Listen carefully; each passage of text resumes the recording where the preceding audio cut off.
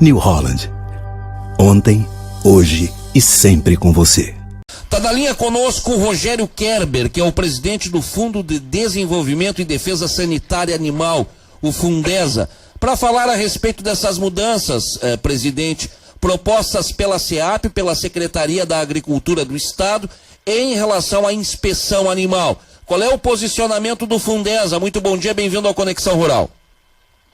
Bom dia, prazer em participar do programa. Todo nosso. E nós, o Fundesa, por solicitação da Secretaria da Agricultura, colocou à disposição um consultor para ajudar a encontrar uma forma e um sistema modernizado, fortalecido, no sentido de oferecer uma condição na função de inspeção e fiscalização da produção dos abates dentro das condições atuais que a legislação nos remete. Esse trabalho está em desenvolvimento e nós temos a compreensão clara de que isto é uma necessidade para ampliarmos a condição e a oferta de alimentos com a inocuidade que o consumidor exige e merece, e também fazer com que o setor de produção tenha condição de expandir as suas atividades.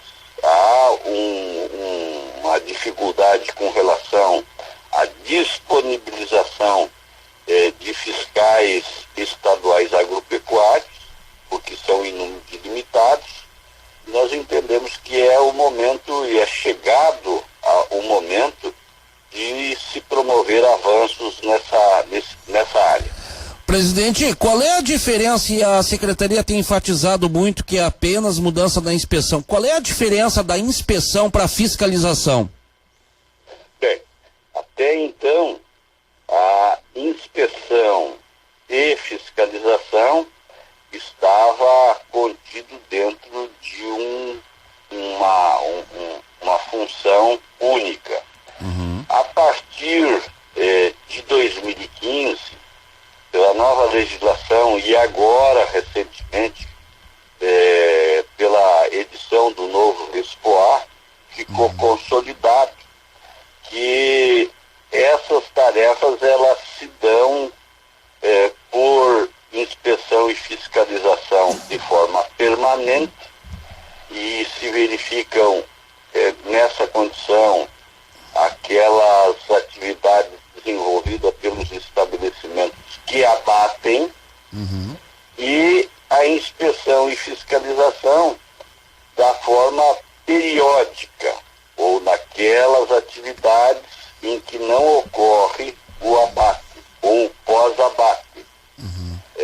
A inspeção ela é uma função delimitada pré-abate ou exame antemorte e pós-abate, exame pós-morte. As atividades posteriores são fiscalizadas pelos controles que devem ser mantidos pelos estabelecimentos produtores, independente de só abater ou não. E nessa condição, o que está se propondo, ou esse projeto que a Secretaria está desenvolvendo, faz nitidamente essa separação. Tem a função de inspeção, fica exclusivamente com o abate, o exame antemorte e pós-morte, e a coordenação, a fiscalização fica mantido como atribuição, prerrogativa única e exclusiva do serviço oficial, que vai fazer todo esse processo de fiscalização, avaliação e a coordenação de toda essa condição de fiscalização e inspeção.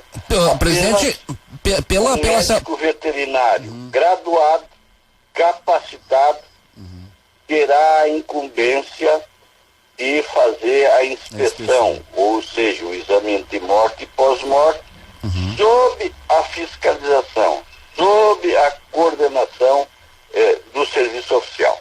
Presidente, e como é que vai se dar essa relação, por exemplo, com o veterinário? Ele vai ser contratado, ele vai ter um contrato com a secretaria, um convênio, ou será uma empresa? Como é que vai funcionar isso aí? A contratação desses profissionais, voltamos a insistir, esses médicos veterinários, graduados e capacitados, serão através de empresas que serão credenciadas, e um médico veterinário será habilitado sob a coordenação, sob o controle do serviço oficial da Secretaria da Agricultura, da área específica do DIPOA. Presidente, o pessoal fala muito, principalmente o pessoal dos sindicatos aí, que se abre uma possibilidade de haver corrupção, de haver compra de inspeções. E numa época, presidente, em que os denuncios estão muito fortes, isso aí acaba ganhando uma outra força, né? O que o senhor diz a respeito disso aí, desse risco que possa haver aí com essa nova modelagem? Nós não temos dúvida nenhuma que a proposta que está sendo trabalhada, que está sendo construída, pelo contrário, vem fortalecer o sistema de inspeção, dar condições efetivas para que todos os estabelecimentos tenham a presença de um médico veterinário na atividade de inspeção, em tempo integral, atender todas as demandas que hoje estão reprimidas, com estabelecimentos que não conseguem expandir a sua capacidade de produção, outros novos estabelecimentos que estão aguardando e querem iniciar as suas atividades e não conseguem. Nós temos a convicção de que o sistema proposto será fortalecido, será valorizado o serviço de inspeção, pensando no consumidor, e que tenhamos no Rio Grande do Sul uma condição de produção de alimentos efetivamente, com inspeção e com fiscalização, que voltamos a dizer, fica exclusivamente esta prerrogativa reservada ao serviço oficial, com o poder do Estado.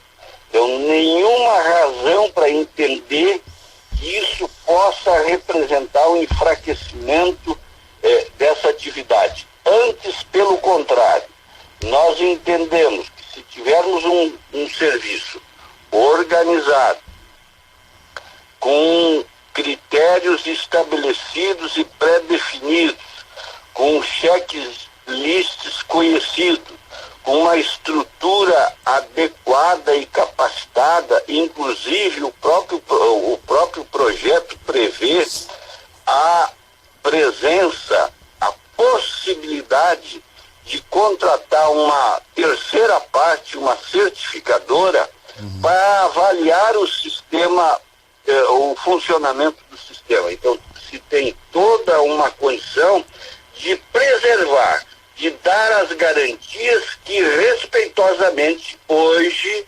não tem o serviço à disposição dos estabelecimentos produtores, e não se pensa muito no consumidor. Nós temos a convicção, a certeza que essa proposta terá ganhos para todos, inclusive fortalecendo os fiscais estaduais agropecuários, que terão uma função definida e dentro de um novo conceito e condições modernas de trabalho. Ô, presidente, eu vou aproveitar também a sua presença no nosso programa para falar sobre os abates clandestinos e qual é a relação que possa ter a inspeção com isso aí também, presidente. Segundo a indústria, são mais de 200 mil animais não contabilizados que são abatidos de forma clandestina cada ano. É um número grande, né, presidente? Sem dúvida nenhuma. Esse é um tema que ele é recorrente, né? Uhum. Nós ainda agora, recente, teve um caso emblemático nos últimos dias, que foi detectado pelas autoridades gaúchas, onde se identificou que nós temos uma situação que ela é preocupante. Mas, por outro lado, o que é que se percebe nesta operação?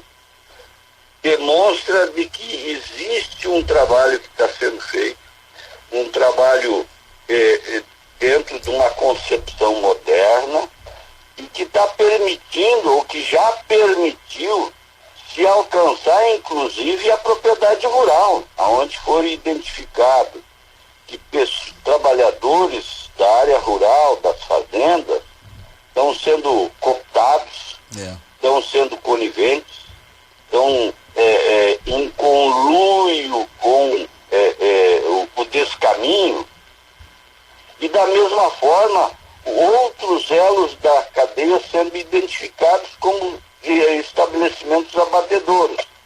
A pergunta que fica, ou a indagação, é de que, de fato, como não foi detectado nesse estabelecimento que foi identificado, ao longo de um bom tempo, as irregularidades que estavam sendo cometidas.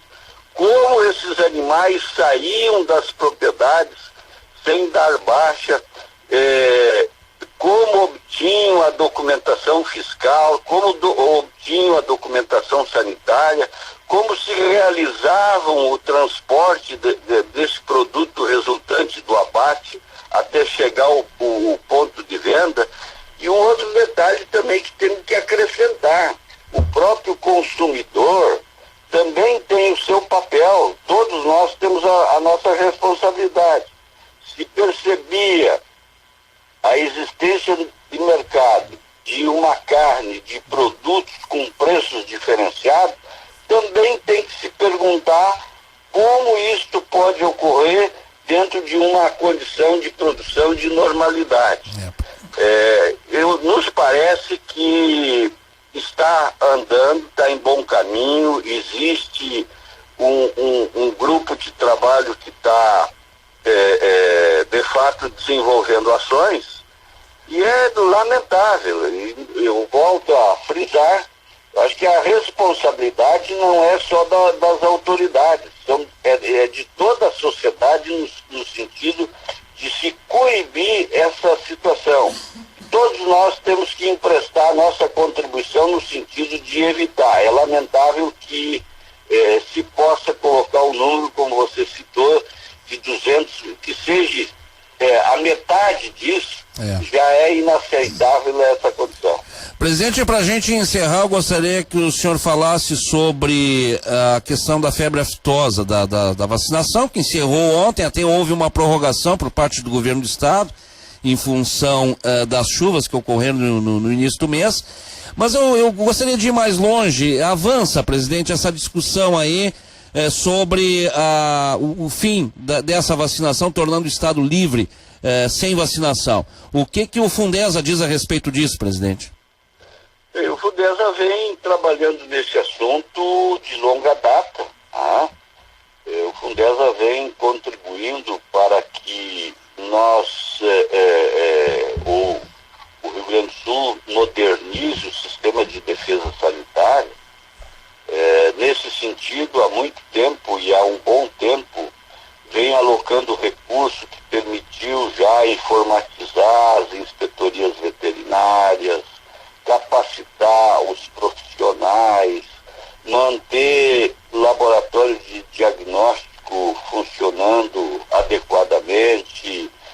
Se criou um laboratório de triagem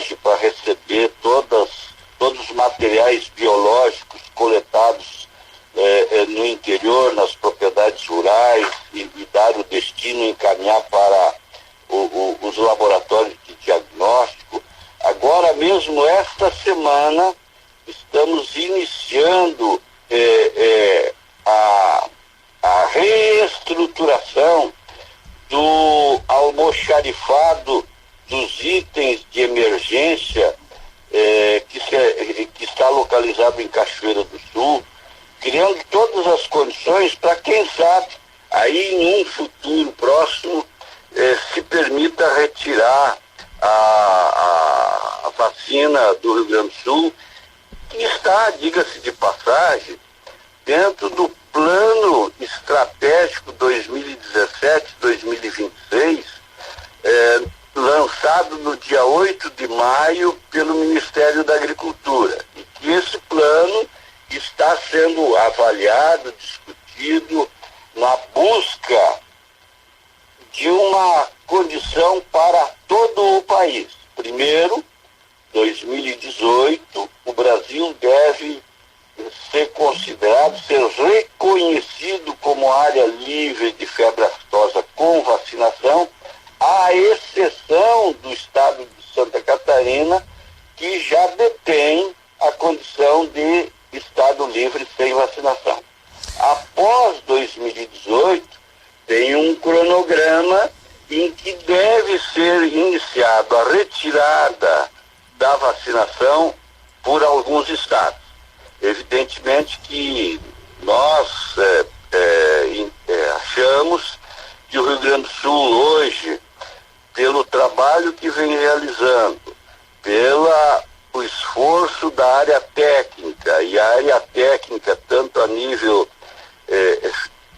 federal quanto estadual, entende que o Rio Grande do Sul já reúne condições para estabelecer um cronograma de retirada da vacinação, e evidentemente que esse assunto ele está sendo avaliado de forma criteriosa, cautelosa, responsável, para caminhar de fato, quem sabe aí num determinado momento para frente, se fazer a retirada e se alcançar a condição de área livre sem vacinação, que seria extremamente importante para o Rio Grande do Sul, como estado que tem produções importantes, e a própria bovinicultura pode ter um viés de entendimento de valorização da sua produção,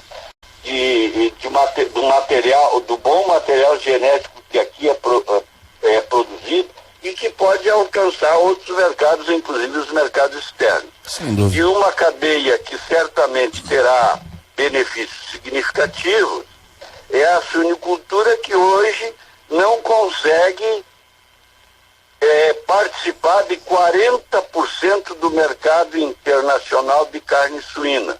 Mas mesmo assim, exportou em 2016 178 mil toneladas de carne suína. É bastante. Presidente Rogério Kerber, do Fundo de Desenvolvimento e Defesa Sanitária Animal, Fundesa, muito obrigado pela sua participação aqui no Conexão Rural, e volte sempre, viu? Nós agradecemos a oportunidade, cumprimentamos a todos e desejamos um bom final de semana.